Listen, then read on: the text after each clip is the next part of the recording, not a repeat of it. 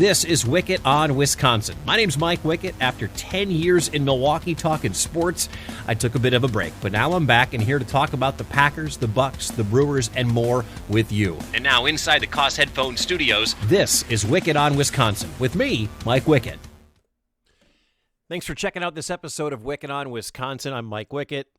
All right, let's get right to it. As I am recording this, we have just found out within the last hour that Ohio State and Michigan will not be playing on Saturday in the game. More on that in a moment. Now, I'm not going to lie to you. I get done taking care of my 3 babies. I stay home with them, and I was exhausted. I was just at 12 o'clock or 12:30 when all 3 are sleeping. I was exhausted. I'm like, man, I'm tired. I'm going to go upstairs, save the podcast. Maybe I'll get to it later, whatever the case is.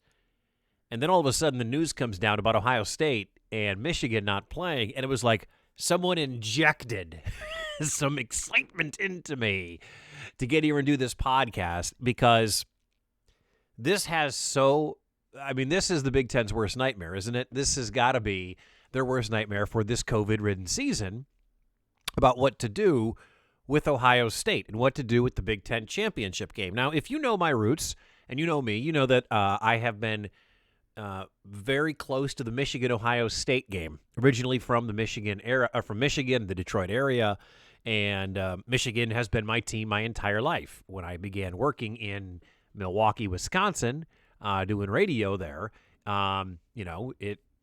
everyone told me I was the guy from Michigan, and that's fine. I spent a lot more time covering Wisconsin and Green Bay and Milwaukee teams than I ever did in Michigan, so that's why the podcast is what it is. Now, that being said, there is no way in hell Michigan was going to beat Ohio State this year. The point spread came out, and this game has been played for the last 103 years. 1917 was the last time they didn't play it. This is the biggest spread ever. 30 points. And I'll tell you what, I'm not a bettor. I don't gamble on sports, but that's not enough.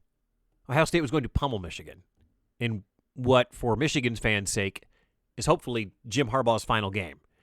But we don't know about that anymore because the game's not going to happen. And if you're Michigan, I do believe, like in many states, I do believe Athletic Director Ward Manuel when he says that they have too many COVID cases to be able to field a team and play a game safely as per the medical staff in Michigan. I do believe that. I also do believe there are some people sitting around thinking, if we screw our rival, we can't beat our rival. If we can't win a battle, we might be able to win a little bit of the war. We may be able to keep Ohio State out of the Big Ten championship game because you can't play in the Big Ten. The rules are, as I record this, again, it's 1:30 on, Tuesday afternoon, December the 8th. You can't have a team in the Big Ten championship game unless they play 6 games. Now, the Big Ten commissioners are all going to meet, all right, on Wednesday. So tomorrow, or if you're listening to this on Wednesday, they're all going to meet. The Big Ten commissioner and all the ADs. Basically, Barry Alvarez, the legend at Wisconsin, is going to rule whether or not Ohio State can play in a Big Ten championship game, even though they've only played 5 games. I strongly believe 2 things. 1, Ohio State will play in the Big Ten championship game. I believe Barry Alvarez will change the rule. They're drawing up some kind of draft about competitive this and yada, yada, when we all know it comes down to money. It comes down to dollars, all right? When they released the schedule way back when, go back and check my tape, I said the Big Ten was shilling for Ohio State, giving them the easiest schedule they possibly could to try to get into the college football playoff because that's where the money is. Well, they set up these rules. The season happened. For some teams, the season didn't happen, and it definitely didn't happen the way that a lot of the Big Ten wanted it to happen. And here we are now. And they're all playing by the same rules, right? But Ohio State gets into the Big Ten championship game because they know that out of the West. Northwestern probably is a speed bump for Ohio State. And that keeps Ohio State in the college football playoff, as right now they are the 3 seed. And we'll talk more about that coming up in just a second. But it's all about money. It's not about student athletes. It's not about tradition. It's not about you being able to go to games and be a fan and all that kind of stuff and pageantry, which is what I love about college football. It is about money. And the Big Ten has lost out on a ton of money. Everybody has lost out on a ton of money. The Big Ten didn't have fans this year. They've lost out on so much cash. What's the best way to get a little extra cash? Slide your team into the Big Ten championship game and then have that team advance to the college football playoff. I believe Barry Alvarez will do this because the Big Ten, much like every other conference, the Big Ten is greedy. Here's the flip side of that. This is garbage if Ohio State does play in the Big Ten, all right? All the rules were set up. In a football season, you have your rules. In a normal football season, you have your schedule at the end of the year within the time frame, within the framework of those rules. Everybody has, their resume. Guess what? Sometimes your quarterback gets hurt. Sometimes your running back gets hurt. Sometimes you lose your entire offensive line or whatever, and that just sucks, all right? Everybody, Penn State, Michigan State, Wisconsin, Indiana, Illinois, Northwestern, Iowa, everybody played by the same rules, including Indiana, who lost to their starting quarterback. You know what? They stayed COVID-free. Luckily for Indiana's sake, the Hoosiers' opponents all stayed COVID-free. And you know what? Indiana's sitting there right now with the one loss, albeit to Ohio State, as a team that is deserving of getting into the Big Ten championship game and not Ohio State. I have no love for Ohio State. In fact, they're probably my least favorite athletic program or team in the country, all sports. Honestly, I hate Ohio State. But it's 2020.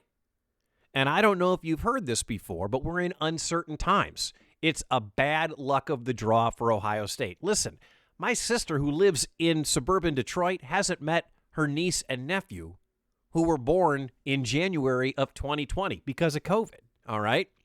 My mother has only seen her grandkids once this year because of COVID. Nobody's doing Christmas or Thanksgiving because of COVID. It's not something that is drawn up and done vindictively. It just is. It just sucks. And I know for Ohio State fans, it really, really sucks if the rules don't change, which, by the way, I believe they will. But Ohio State should not get in to the Big Ten title game.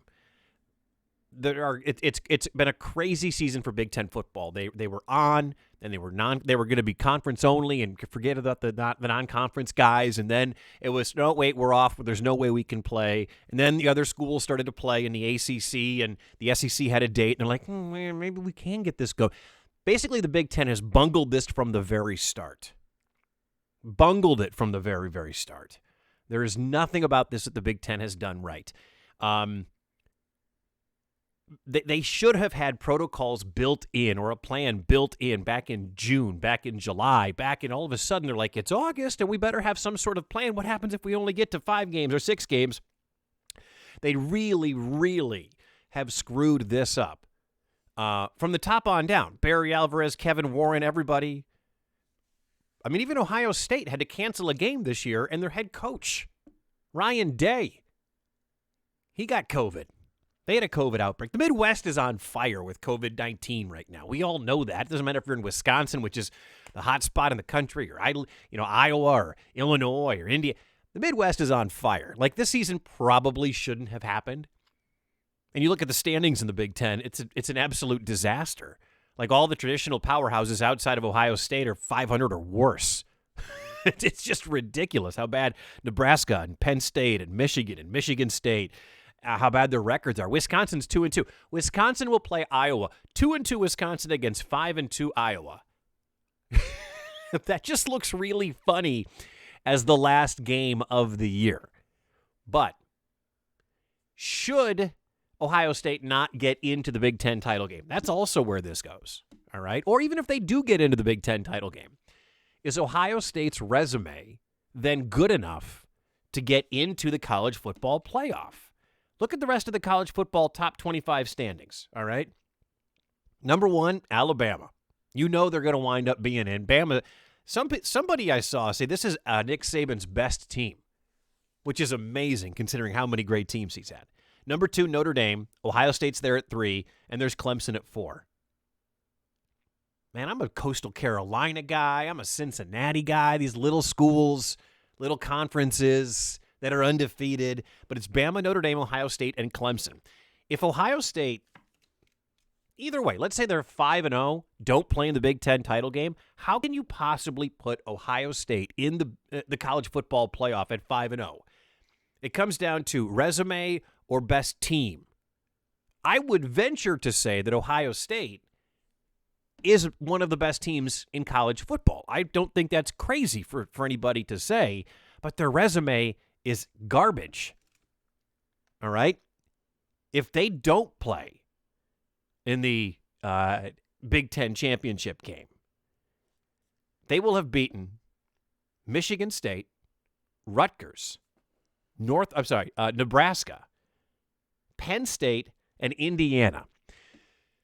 Again, that's Penn State, Rutgers, Indiana, Nebraska, Michigan State. That is one winning team. The overall opponent's record of all those 5 wins is 14-19. And I know you can't penalize Ohio State. They play who's on their schedule. It's not their fault. The teams they play have had bad years. If you get rid of Indiana, which you cannot do, but if you get rid of Indiana, Ohio State's other 4 wins have a combined record of 8-18. Now, if Barry changes the rule, and I believe he will, and they go to the Big Ten championship, and they beat Northwestern, now their opponents have a combined record of 19-20. Is that better than some of these other schools, the undefeated Cincinnati Bearcats, or Coastal Carolina Chanticleers, or Texas A&M who's 7-1, or Florida who's 7-1, or Miami who's 8-1?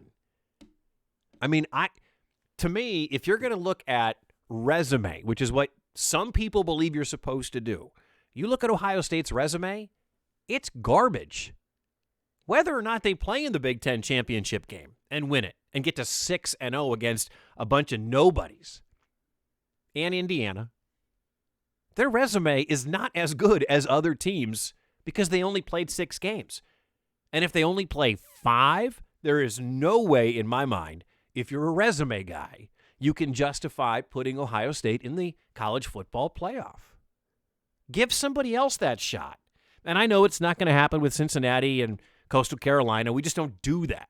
This, of all years, by the way, to open this thing up to 8 teams to get in the college football playoff, this was the year. The NCAA made a bad move, or the college football playoff committee, or whatever. This was the year to expand it to 8 for weird situations and contingencies, just like what's happening with Ohio State. If Ohio State were to be 6-0 with a win over Northwestern, I'll listen to an argument that they should be in the top 8, but not the top 4. And what happens in the ACC championship game when Notre Dame and Clemson win? Or when Notre Dame and Clemson play, excuse me. You know, this time Trevor Lawrence plays for Clemson. You better hope, if you're an Ohio State fan and you're on that border of that 4th spot, whether or not you play in the Big Ten title game, there are going to be a lot of Domer fans. They're going to be watching that game, rooting in Columbus for Notre Dame to win that game. Because you can't put 2-loss Clemson in the college football playoff. I think there are a lot of teams out there rooting for Notre Dame to win that game. Because 2-loss Clemson will not belong in the college football playoff. I know they lost that crazy game on the Saturday night without Trevor Lawrence, but you can't put them in, I don't think. But then what? Would Ohio State, A&M, Florida, Cincinnati, Coastal Carolina? Like, what is the plan there? If Clemson beats Notre Dame should still probably be in, right? If you're number 2, maybe you fall to 4. Maybe you just fall 1 spot and you lost, depending on how the game goes in the ACC championship game, obviously. If Clemson blows the doors off of them, maybe they fall to 4. If it's a close game, maybe you fall to 3. I don't think, and I hate Notre Dame, but I don't think you can keep Notre Dame out of that college football playoff either.